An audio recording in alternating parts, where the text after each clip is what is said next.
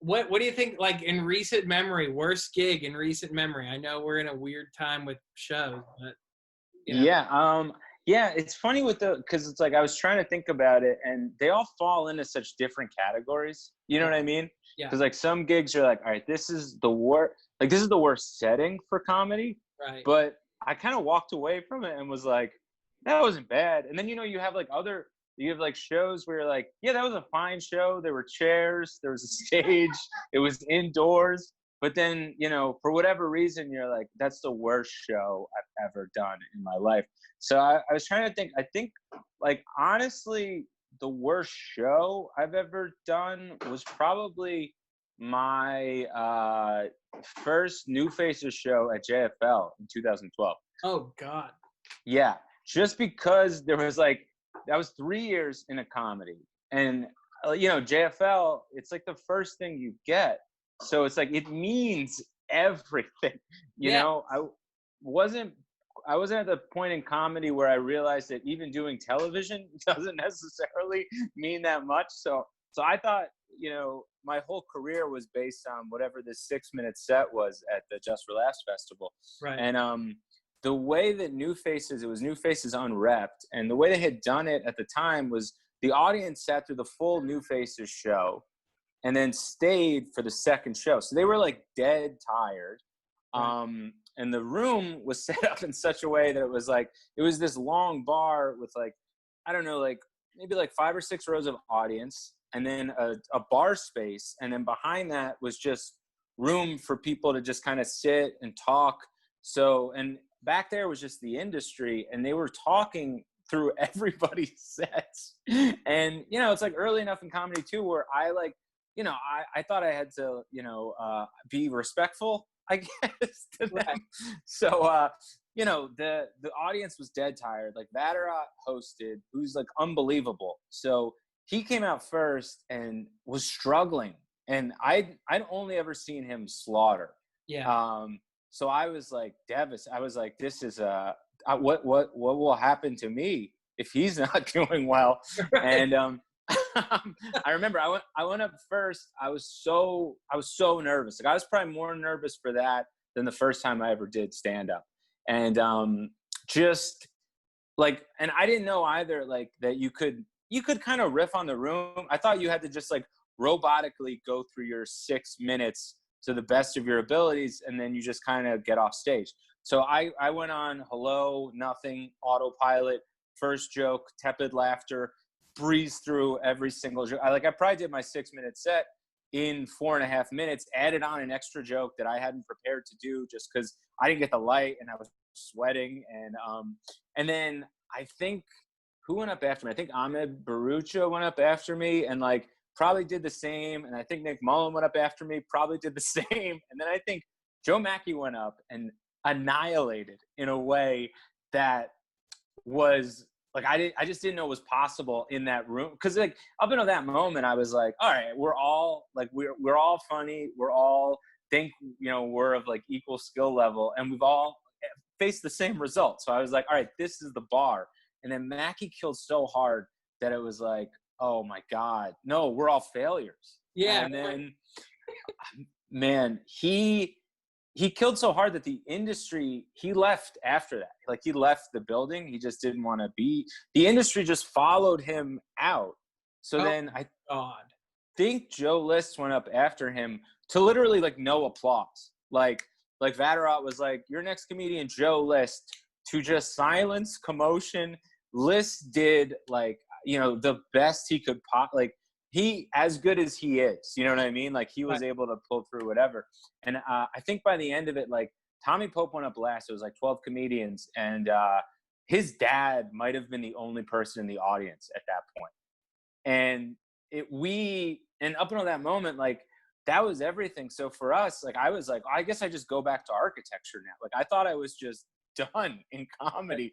I thought it was over at that moment. That was the worst, just because I was so uncertain as what was going to happen next. I really thought I had to leave comedy after that. Those moments are so intense when you're in them, like yes.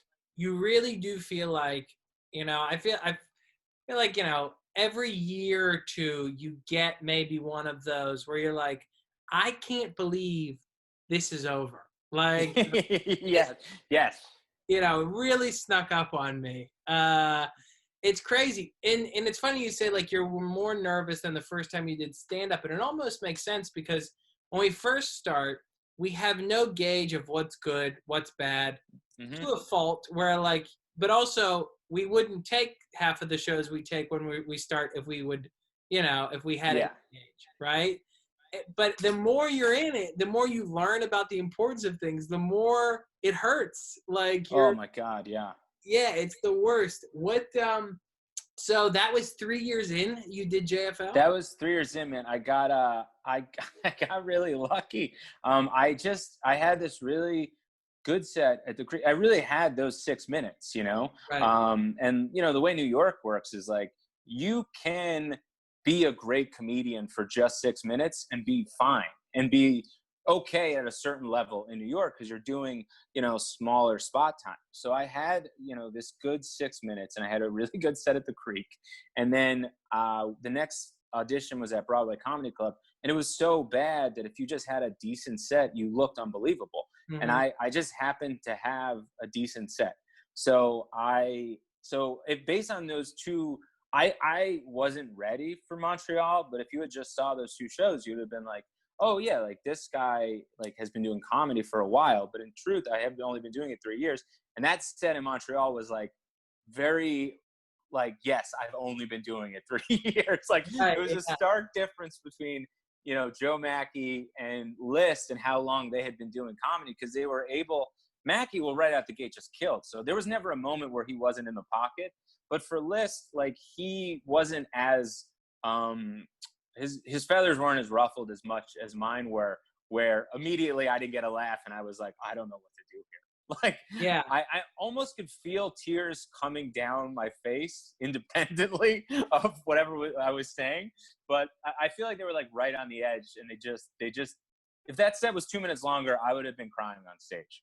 Oh God, with a smile on my face, like a yeah, the composure that you're trying to keep when you can feel like, if there's a comic out there that says they haven't almost been brought to tears by a show, I don't believe them, or they haven't performed enough. I mean, I was driving home with my dad after like the first gig I had with a talent agency, like a local talent agency. Yeah. I thought I was gonna like, you hear talent agency. Totally, man. I'm going to the moon, baby. Yeah. And I bombed so hard. And my dad is driving me back home. It's like a 2-hour drive. And I'm trying to quietly cry because like, my everything is over, It's so, that JFL stuff is so brutal. And like, to come off of a show, like you said, like your audition, where you probably felt very good about that. I felt like I belonged at least, Right. And then you have that change. I auditioned for JFL a year ago at Hilarities in Cleveland. And, it's set up, the audition there is set up like TV audience. Like, they pack it out. Everyone's like, this is the biggest moment of their career. And everyone is killing. So you come off and you're like, so are we all going to carpool to Montreal? Yeah. Maybe we can get a deal on passports together. I don't know how it works. Yeah. That is so funny you said that. I literally was like one of 7 comics that was like, I have to get a passport. Like, I don't have a passport. I have to get it tomorrow. I have to learn French. Right. Oh God. And then you have like the thing that brings you back to reality. The comedy's good for that though, where you go on those runs. Do you have any I guess that's gonna be a big one, the JFL one.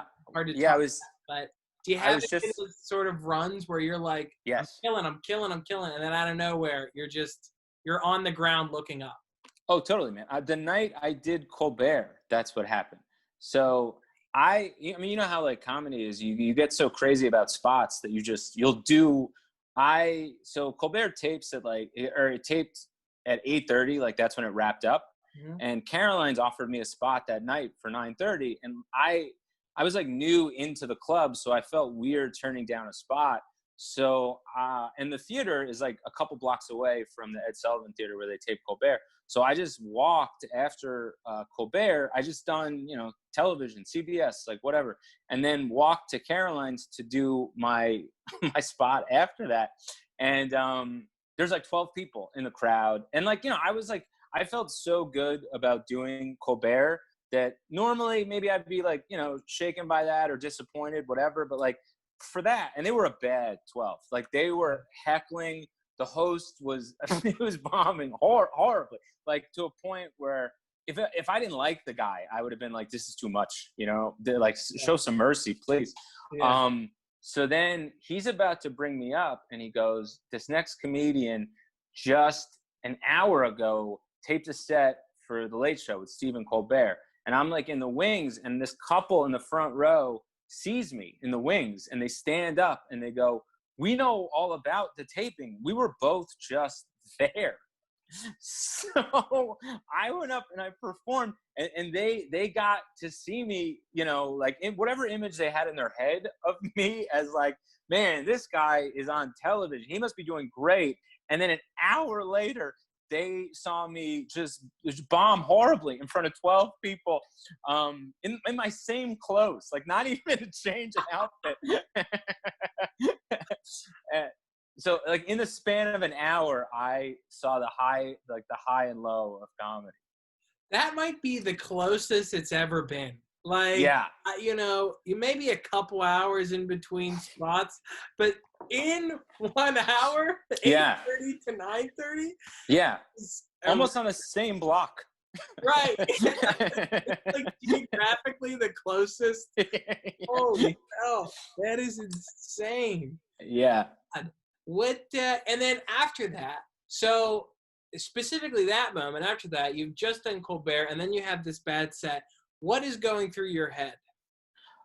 In that moment, I think I was still on such a high from doing Colbert. There was like an immediate pain because it's a physical pain in bombing. You know what I mean? No matter what happens to you, emotionally, it hurts. It like your stomach hurts. Yeah. So I had that, but I think I was like, I felt so good about doing Colbert that it didn't faze me as much.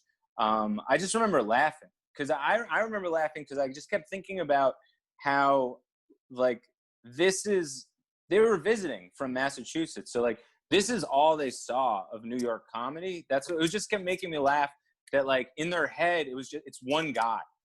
You know what I mean? Yeah. One guy does TV, one guy does right? Yeah. Or they're just like, oh, did you see any shows in New York? And they're like, yeah, we saw Anthony DeVito. Those are the shows in New York. He's on all the shows. Right. Good or bad. Killing it. That was just making me laugh that like, they got. I was more laughing from their perspective of what the night looked like for them. Right, that's a good point. That's a good place to be. I mean, I feel like I don't know if it's the same for you. In the early days, the bombs, there's less pressure when you bomb, but like because you have no gauge, you still feel like so rattled. Yes. And yeah. Where you have any like those moments where you're like, God, I'm so rattled. I don't know how I'm going to shake this, and how did you shake it? Yeah. I mean, the first time I ever hosted was at Governor's in Long Island. It was for John Fish. He saw me do a couple minutes at late night at the comic strip, and he just liked what he saw. He asked me to host. I just thought, because I'd only done shows in the city up until that point. So, and mainly all rooms where like the hosts, you're kind of denigrated for doing crowd work. Right. It's kind of looked upon as like kind of a road, like hack kind of move. So I didn't know. And I started in New York, so I'd only known like the mics and the alt rooms. So I was like, yeah, host, I got it. Like I go up, I'm just the first guy on the show. Not realizing that at a club, especially a club in Long Island, like you have to ask people, hey, you got to ask about birthdays. You got to ask where people are from. You got to introduce yourself. So I started off, I think I might've said hi and then launched right into my first joke. Like people were still talking. And this guy, a guy in the front row, because I remember him because he looked, I don't know the best way to put. Do you remember that like sketch with Will Ferrell in the hot tub in Saturday Night Live, the Lovers sketch? Yeah, he looked like that guy, and he put a fake gun to his head, 3 minutes into my set and pulled the trigger, and I just, and people laughed, and I didn't know what to do for the next 12 minutes. And I almost went back into my first joke. I tried doing crowd work. I'd never really done it before. So it just seemed like an alien who was trying to convince people he was a human, the line of questioning that I was asking. And then thankfully, whoever ran the club, like, gave me the light within 5 minutes, and I just introduced the feature, and that was it. But that was a time where it was just like, as you go on, you're more used to that feeling. So you're not as shaken up by it. But that was the first, like, I had bombed before or been on my heels before, but that was the first time where I was like, oh, people are mad at me. People are mad at me because I'm not being funny right now. It's beyond them being like, all right, well, this will end soon and who cares? We'll get to the next guy. Like, this is like, they're upset with me. That is a strange feeling, like, especially in clubs out of big cities, right? So like, like Governors, or if you go to like some of these Funny Bones, and like, where this is their night out. Yes. They have, and in money, the money that they spend is so important to them. It's not just like, well, we're gonna go here and then we're gonna go. It's like, this is it. And if something is not up to their tastes, they feel very upset and mad at you for like wasting their time and money. Yes, exactly. Like, yeah, man. Oh God, like, because I've done Governors a good amount of times, like in the past couple of years, and I would say even now it's difficult. So then it just seemed impossible. Yeah. Oh man. Yeah. No, I counted. I remember after, because it's a club that makes you come out afterwards to greet everyone. And I remember I counted 11 people told me to not quit my day job. Yeah, it was amazing. Good Lord, that is intense. Yeah, dude, they hated me. Like, to a level, I don't think I've been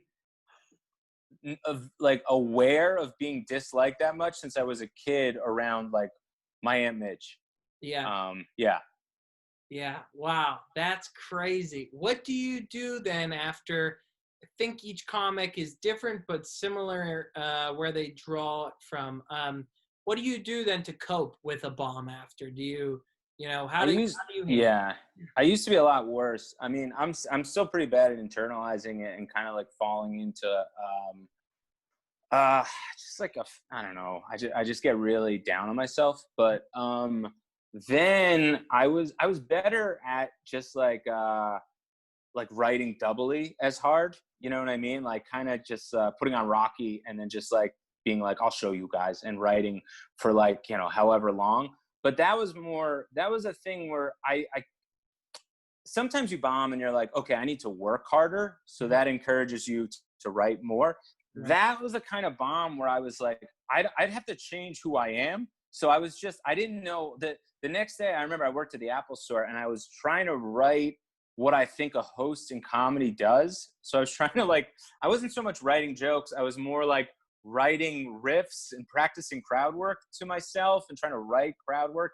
It was a despicable idea, but I just didn't know what to do. It was more like, all right, how do I make this specific group of people laugh? Because it's not going to be through my jokes, because we're not gonna find a sensibility in a night. So I was more just trying to practice like funny things to say off the cuff. It was horrible. Oh my God. How did the rest of the weekend go? They moved me from host to guest spot. So the whole day that I spent doing that, like, I didn't even have to try it out. Yeah. The owner, they were great, because I was mad and I felt like demoralized because I was demoted. But he was like, hey man, like, I think what you're doing is funny, and I get it, you're new, but I got a club to run, so I'm gonna bring in a guy to host. You're still gonna get paid host money for the weekend, which was like super nice of them. Right. And I just did like, 7, probably 5-minute spots, I think, from then on out for the weekend. And a part of me was like, all right, that's what it is. Like, I just went first. That's the problem.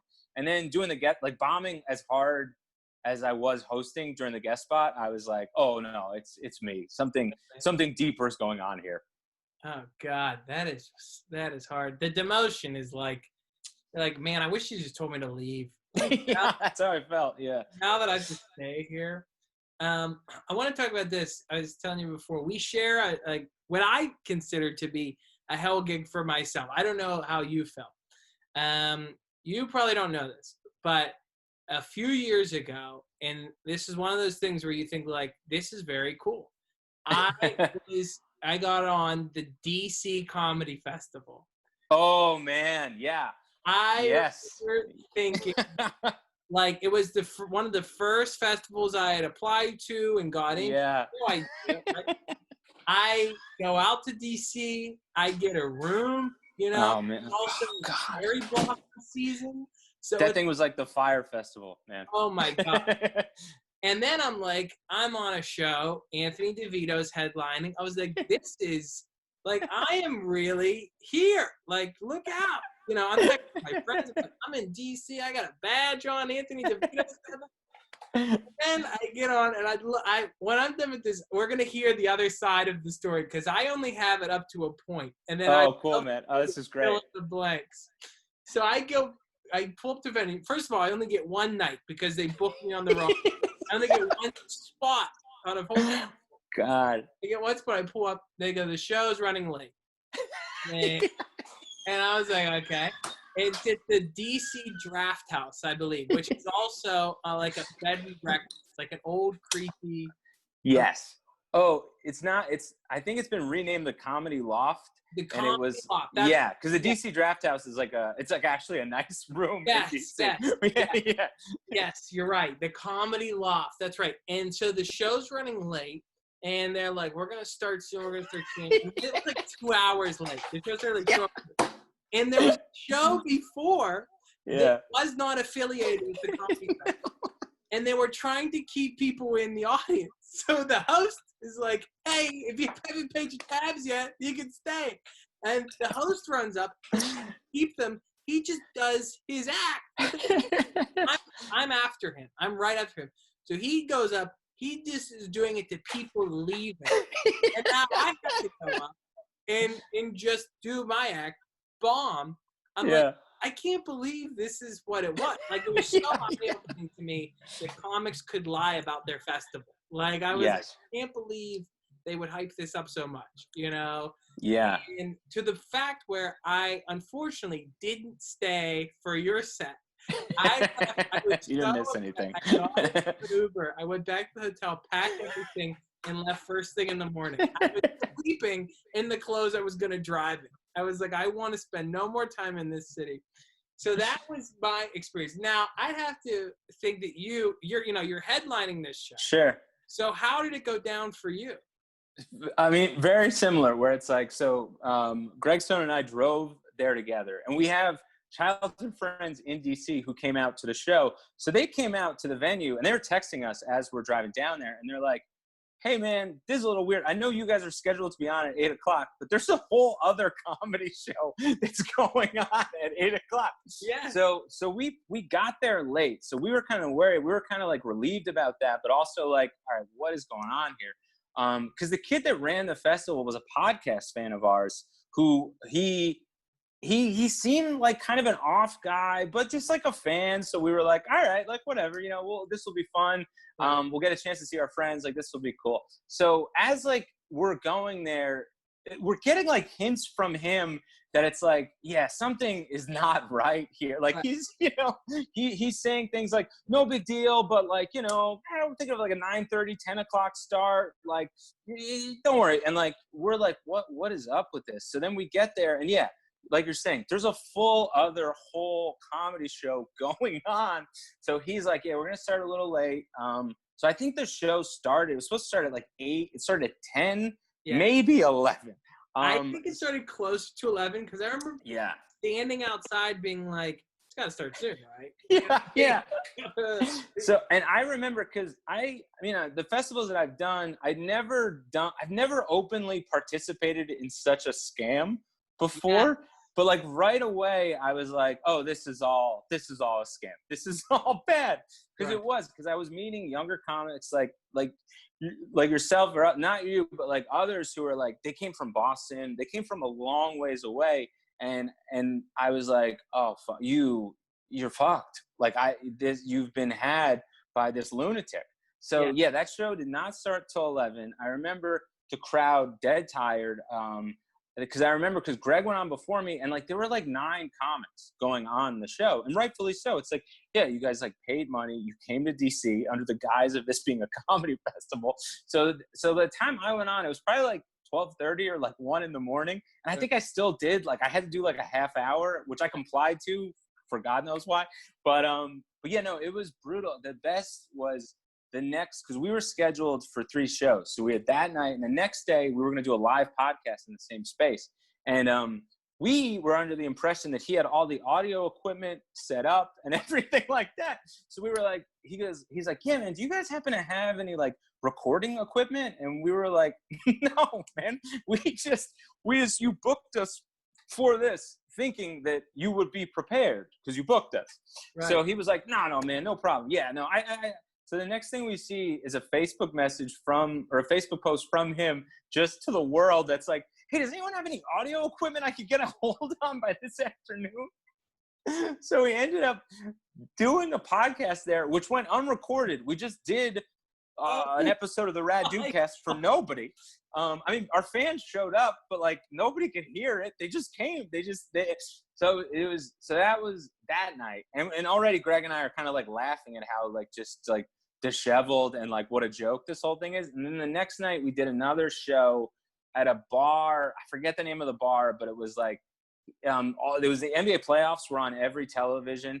It was like a balcony in the back. And he tried to have a spotlight, but he shined it the wrong way. So every comic was just blinded by it, and the microphone didn't work.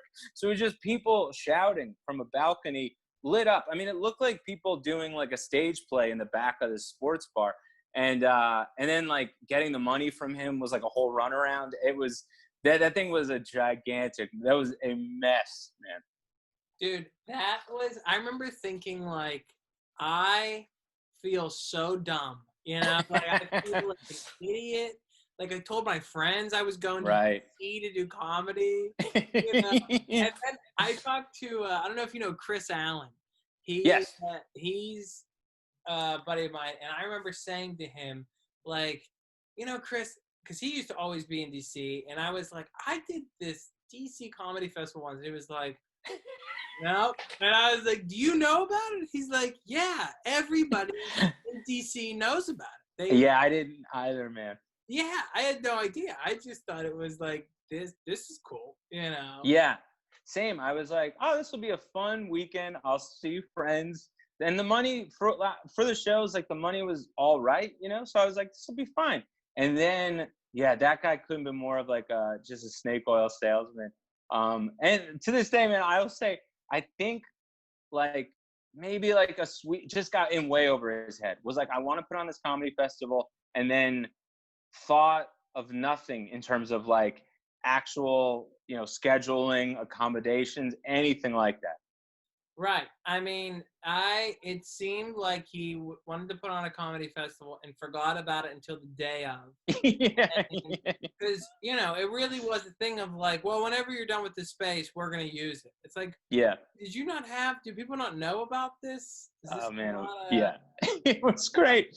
Yeah, I remember getting an email, I think it might have been like a week before or after, from a producer in DC, Booker, that was like, man, this festival is bad news. And at that point I was like, I think it might have been before, because I felt too bad about bailing, and especially because he was a fan of the podcast, I was like, I'll give him the benefit of the doubt. But then going there, I was like, oh my God, I can't believe it. It was heartbreaking. Yeah. With that being said, let me ask you this before we wrap up. So, you know, the TV, JFL, you headline the DC Comedy Festival. Yeah. Really, you've done it all.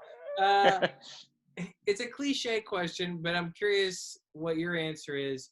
So, for all the bad gigs that you have, and maybe the gigs that you don't know that are, you know, just come up, what is the thing that that you've learned and that's helped you the most with how to deal with them? In terms of the bad gigs, I think it's just, I think it's that it really, not that it doesn't matter, the setup or whatever, but the worst ones I've always felt a little more free at because comedy shouldn't happen there, so there's a lot less pressure. So in doing them, I think I was able to be myself more on stage because I had to rely on just me being funny rather than like rest on my jokes. Yeah. Like I remember, like, you know, I don't know, I remember doing, like I said, it's weird to say this isn't the worst gig I've ever had, but it wasn't because the show went well, even though like I did a swingers convention at a Howard Johnson in the Poconos where it's like, yeah, that should be my worst gig. But it was like, yeah, that was a very enjoyable 10 minutes for whatever reason. But it was like, yeah, in that moment, like, you know, I'm not going to be able to just do my jokes without mentioning the weirdness of the room. So I think like doing them, you become more of yourself on stage because you have to be. So I think they're essential for growth as a comedian. Especially because, like, yeah, I mean, like, if you just do, like, you know, I just started doing all rooms and mics, and it's great because you learn what's original as a premise, not necessarily like what's going to kill as a punchline. And you do need that to be an inventive, you know, comic for years to come for yourself. But yeah, these other gigs, like, yeah, man, do a public pool in Long Island because, like, you have to get out of your jokes in that moment. Right. And it's like a more rewarding feeling when you're like, oh, I made you laugh because of a thing I thought of in the moment rather than something I wrote down in my notebook. That's a pretty good perspective because I feel like comics can be a little, you know, I've certainly been this way sometimes where we get a little too, a little too uptight about the art where it's like, Yeah. well, I wrote these jokes, but really the job is to go and make people laugh and, Yeah. and however you can, you know? Yeah. And I think you, I think you want to hold on to that sort of belief in that it is art because, you know, it is. And anyone who tries, I'm very much against anyone who's just like, we're these like blue collar, you know what I mean? It's like, we're not. And if you were, you would do that job and you're Right. not doing that job. Right. So like, just stop all that nonsense. Like we very much fall into the category of we think we're artists and that's a fine thing to embrace. But I think like doing, fuck man, I had a point and then I just started going off on that art thing like an idiot.